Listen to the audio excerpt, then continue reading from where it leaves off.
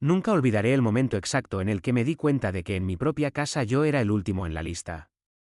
Fue cuando mi padre entró al salón, con una sonrisa que ya sabía mentira, y dijo como si nada.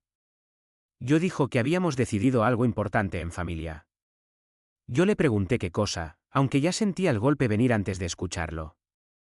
Entonces mi madre apareció detrás de él, cruzada de brazos, con esa mirada de esto ya está decidido. Él respondió que le iban a regalar el coche nuevo a mi hermana, porque ella lo necesita más ahora mismo. Silencio. No fue sorpresa. Fue algo peor. Fue confirmación. Mi hermana estaba ahí, con las llaves ya en la mano, como si hubiera ganado un premio en un concurso que yo ni sabía que existía. Sonreía, nerviosa, emocionada, como si no entendiera del todo lo que significaba lo que acababan de hacer.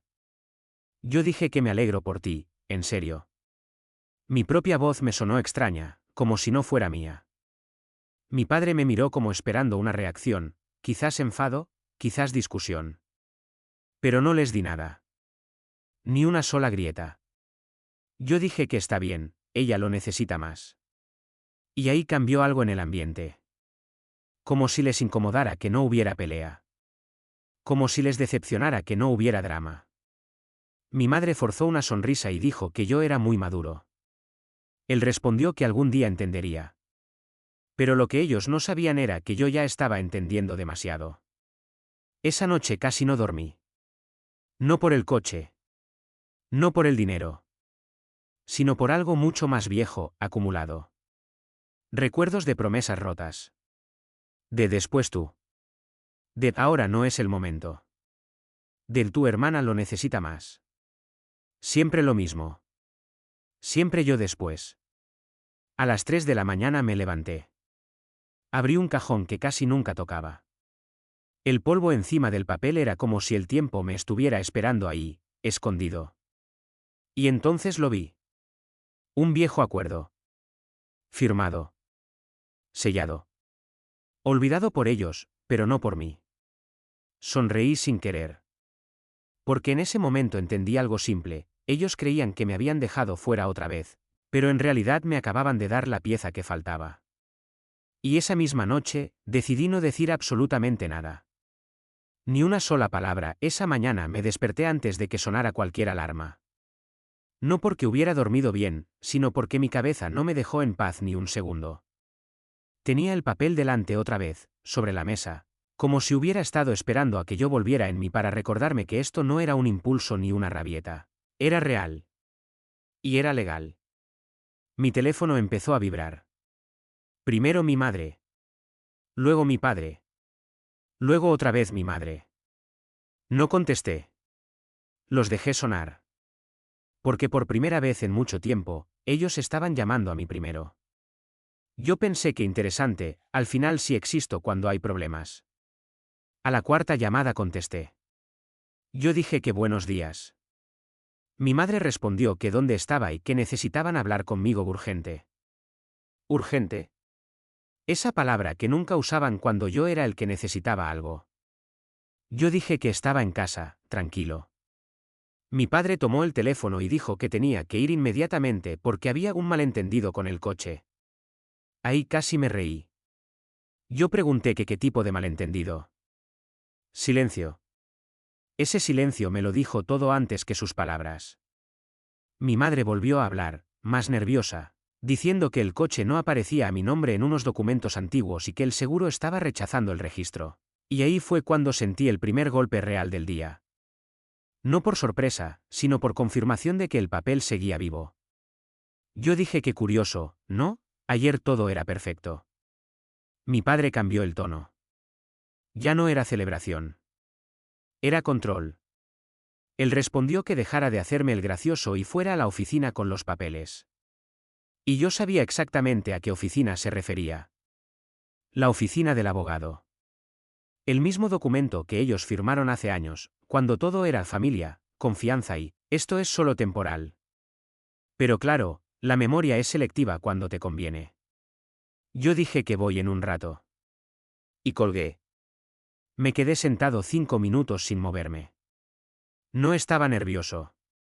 Estaba, esperando. Porque lo que ellos aún no entendían era simple, el coche nunca fue el problema. El problema era que yo había dejado de ser invisible. Cuando llegué a la oficina, ya estaban los tres. Mi padre de pie, caminando de un lado a otro. Mi madre sentada, apretando el bolso como si pudiera exprimir la solución de ahí. Y mi hermana, callada, con las llaves del coche sobre la mesa como si ahora quemaran. El abogado me miró diferente. No como hijo de alguien, sino como alguien que trae una bomba en papel. Mi padre dijo que explicara lo que estaba haciendo. Yo dije que no estoy haciendo nada nuevo, solo estoy recordando lo que ustedes olvidaron. Mi madre me interrumpió diciendo que no era momento de dramas. Ahí la miré por primera vez en todo el día directamente. Yo dije que drama fue regalar un coche sin revisar lo que firmaron hace años. Silencio. El abogado tosió, incómodo, y abrió la carpeta. Y entonces lo dijo. Que el documento era claro. Que había una cláusula de responsabilidad compartida. Que cualquier transferencia de bienes adquiridos bajo ese acuerdo requería aprobación de ambas partes. Y que el coche, técnicamente, estaba sujeto a eso. La palabra técnicamente fue lo que los rompió. Mi padre dijo que eso no podía ser. Mi madre dijo que yo lo había manipulado. Yo dije que yo no manipulé nada, solo guardé una copia cuando ustedes dijeron que no hacía falta que yo me metiera en esto. Ahí cambió todo. Mi hermana levantó la vista por primera vez y dijo en voz baja que ella no sabía nada de esto. Y eso fue lo único que me dolió un poco. Porque ella sí era inocente en todo ese desastre. Pero el sistema no lo era. Mi padre golpeó la mesa y dijo que esto era una traición. Yo dije que curioso, porque ayer eso mismo lo llamaban familia. El abogado intentó calmar la situación, pero ya era tarde. El ambiente estaba roto.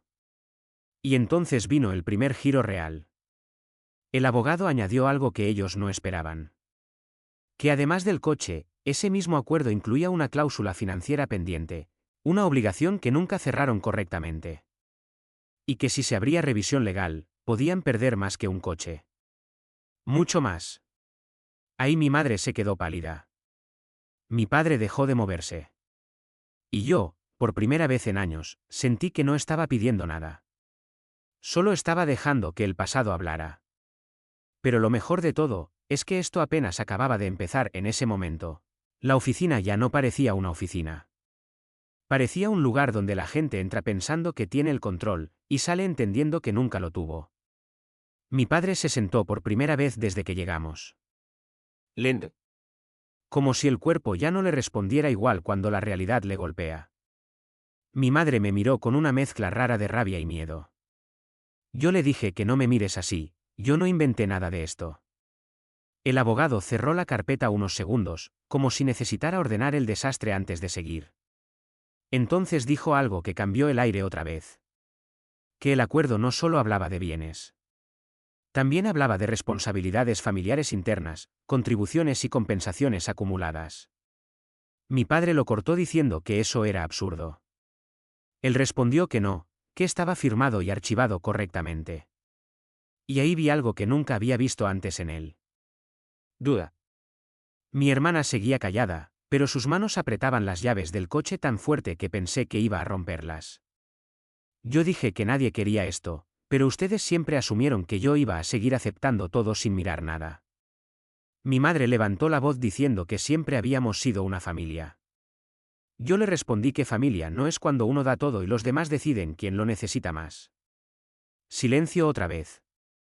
Pero este silencio era diferente. Este era pesado.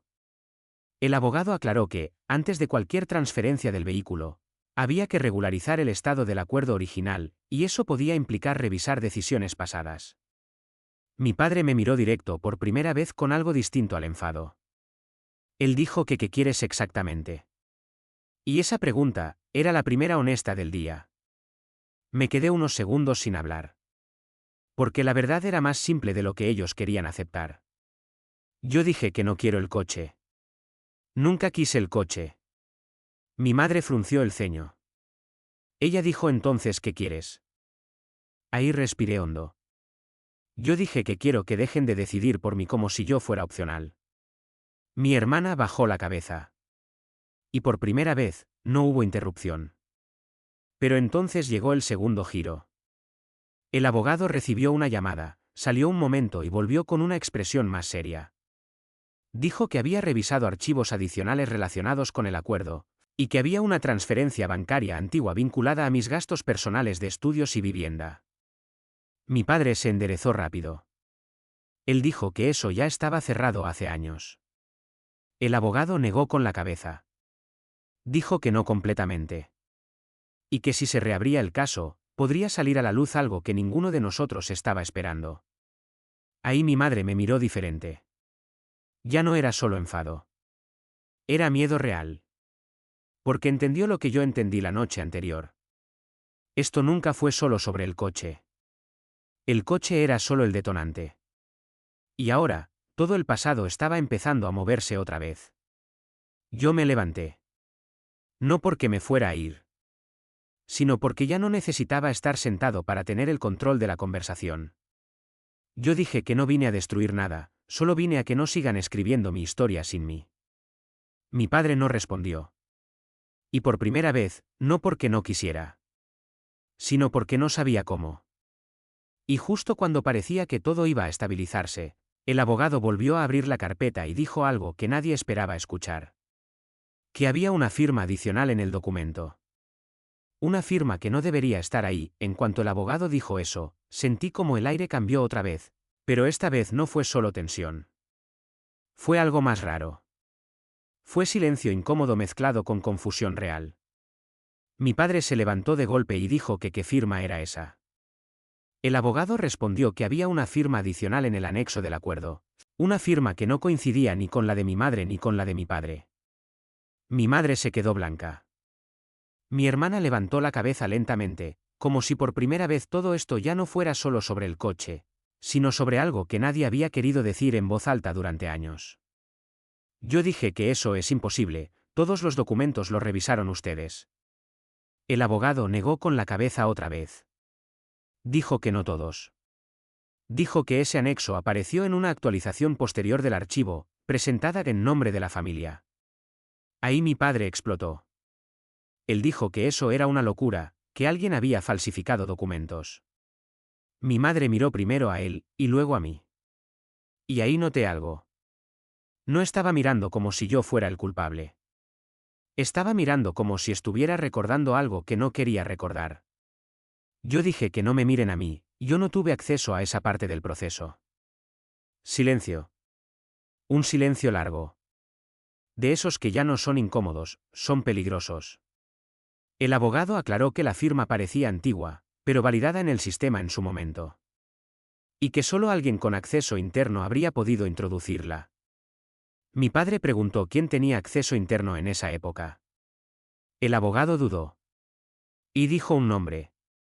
No lo diré exactamente como lo dijo él, pero fue suficiente para que mi madre bajara la mirada al suelo. Y ahí lo entendí. No todo era lo que parecía desde el principio. Mi hermana susurró que ella no entendía nada. Yo le dije que tú no tienes la culpa de esto, no es sobre ti. Pero mi padre ya no escuchaba. Estaba mirando a mi madre.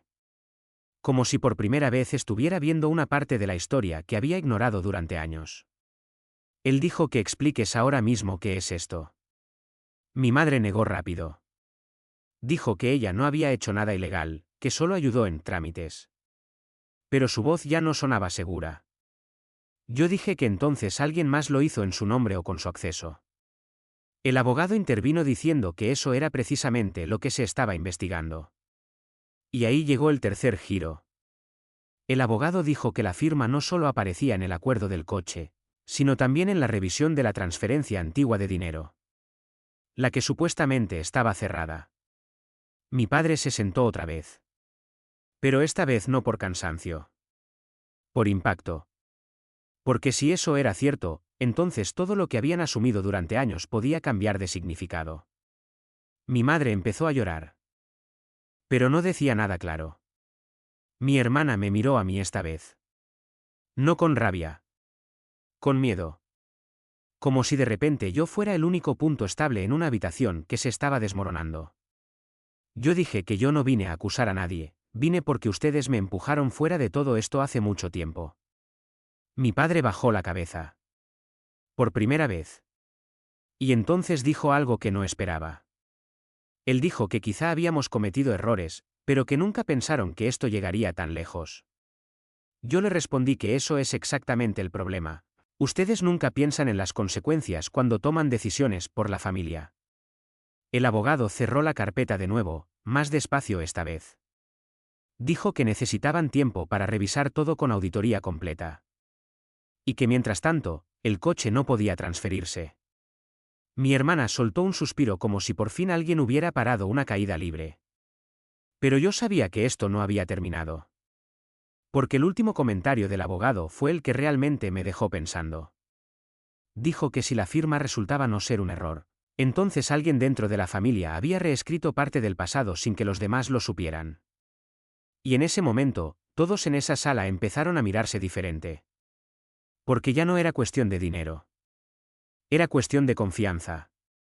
Y la confianza, ya estaba rota desde hace mucho. Salimos de la oficina sin decir prácticamente nada. Y eso fue lo más raro de todo. No gritos. No discusiones. Solo ese tipo de silencio que se siente como si alguien hubiera apagado una parte de tu vida sin avisar. En el estacionamiento, mi padre caminaba delante, rápido, como si la velocidad pudiera arreglar lo que acababa de escuchar. Mi madre iba detrás, con la mirada perdida. Mi hermana venía conmigo, sin soltar las llaves del coche, como si todavía no supiera si ese objeto era un regalo o una maldición. Yo dije que no tienes que preocuparte, esto no es contra ti. Ella respondió que lo sé, pero no entiendo nada de lo que está pasando. Y la entendía. Porque ni siquiera yo lo entendía del todo todavía. Esa noche nadie habló en casa. Literalmente nadie. Mi padre se encerró en su habitación. Mi madre estuvo en la cocina sin hacer nada, solo mirando el móvil sin ver realmente nada. Mi hermana se quedó en su cuarto. Y yo me quedé en el salón, mirando el techo como si el techo fuera a darme respuestas. Pero lo único que tenía claro era una cosa. Esa firma falsa no era un detalle. Era la clave. A las 2:17 de la madrugada, mi móvil vibró. Número desconocido. Contesté. Yo dije que quién es. Silencio. Y luego una voz baja. Una voz que no esperaba escuchar. El antiguo asistente del abogado. Él dijo que no debería estar llamando, pero que había visto algo en el expediente digital que no le cuadraba. Me incorporé de golpe. Yo dije que ¿qué viste? Dudó unos segundos. Y luego lo soltó. Que la firma adicional no solo estaba en el documento del acuerdo, sino que había sido subida desde un dispositivo vinculado a la red doméstica de mi familia hace años. Mi sangre se enfrió. Yo dije que eso es imposible. Él respondió que no, que el registro de IP era claro. Y entonces añadió lo peor.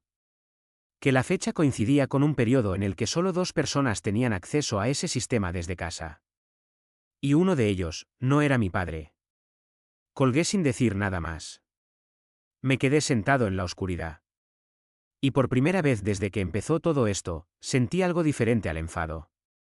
Sentí miedo. No por lo que habían hecho, sino por lo que todavía no sabía. A la mañana siguiente, mi madre me llamó temprano. Esta vez no insistente. Esta vez, casi rota. Yo contesté y dije que sí. Ella dijo que necesitamos hablar contigo ahora mismo, en casa. Su voz ya no tenía control. Tenía urgencia real. Cuando entré a la cocina, estaban los 3 otra vez. Pero el ambiente era completamente distinto al de días anteriores. Mi padre no me miraba. Mi hermana sí. Mi madre parecía que no había dormido. Y encima de la mesa, había una carpeta abierta. No del abogado. ¿Otra? Mi padre habló primero. Él dijo que hemos estado revisando cosas toda la noche. Silencio. Él siguió diciendo que encontramos accesos antiguos. Correos, registros, cosas que no recordábamos. Mi madre apretó los labios. Y entonces lo soltó. Que alguien había estado usando su cuenta de trabajo en aquel tiempo. Y que no sabía durante cuánto. Ahí todo encajó, pero no del todo. Porque el problema no era solo quién. Era cuándo. ¿Y por qué? Yo dije que esto se está volviendo demasiado grande para un coche. Mi padre asintió lentamente. Él dijo que ya no es el coche. Mi hermana, por primera vez, habló fuerte. Ella dijo que entonces ¿qué es? Y nadie respondió. Hasta que mi madre se levantó. Y dijo algo que cambió todo otra vez. Que había una transferencia adicional que nadie había mencionado antes, hecha el mismo mes del acuerdo original. Una transferencia que no estaba en los archivos familiares. Y que iba dirigida a una cuenta que ninguno de nosotros reconocía. Pero el nombre del titular. Era un apellido que no pertenecía a nuestra familia. Mi corazón empezó a latir más rápido. Porque eso ya no era un error administrativo. Ni una confusión. Era algo mucho más serio. Mi padre preguntó en voz baja que de quién es esa cuenta. Mi madre respondió que no lo sabe. Pero su cara decía otra cosa. Y entonces llegó el último golpe de esa mañana. El abogado llamó.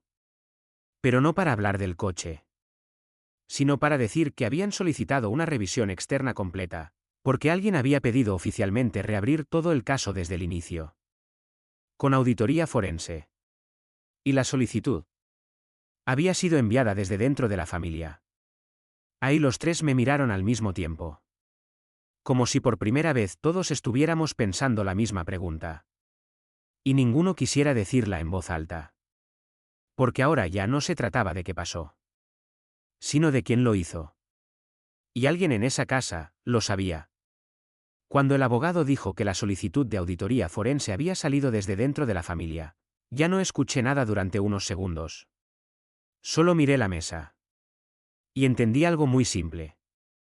Esto nunca había sido solo sobre documentos. Era sobre quién había estado moviendo las piezas desde el principio. Mi padre volvió a preguntar quién había pedido la revisión. Yo le dije que no lo sé.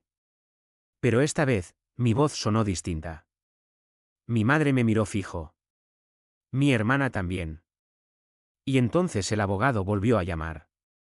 Lo puse en altavoz sin pensarlo. Su voz era más tensa ahora. Él dijo que el sistema había rastreado el origen de la solicitud. Él dijo que venía de una cuenta familiar con acceso antiguo a los archivos. Pausa. Y luego lo soltó. Que esa cuenta estaba vinculada a dos personas posibles. Mi madre. Y yo. En ese momento, mi padre me miró como si me viera por primera vez. Mi madre abrió la boca, pero no salió nada. Mi hermana susurró que eso no puede ser. Yo dije que yo no he hecho nada de esto. Pero dentro de mí, no sentí necesidad de defenderme más. Porque ya entendí lo que estaba pasando. No era solo una investigación. Era una guerra de versiones. El abogado continuó diciendo que no podían determinar quién había ejecutado exactamente cada acción, pero que los accesos cruzados mostraban algo claro. Alguien dentro del sistema familiar había ido moviendo, corrigiendo y ocultando información durante años. Y ahora todo estaba saliendo a la superficie al mismo tiempo. Mi madre se sentó de golpe. Y por primera vez, habló sin rabia. Ella dijo que yo solo quería proteger lo que creía correcto. Mi padre giró la cabeza lentamente hacia ella. Él dijo que ¿qué estás diciendo? Silencio. Mi madre respiró hondo. Y entonces lo dijo. Que ella había usado su acceso hace años, para arreglar papeles que pensaba que eran temporales. Que no pensó que nadie los revisaría después.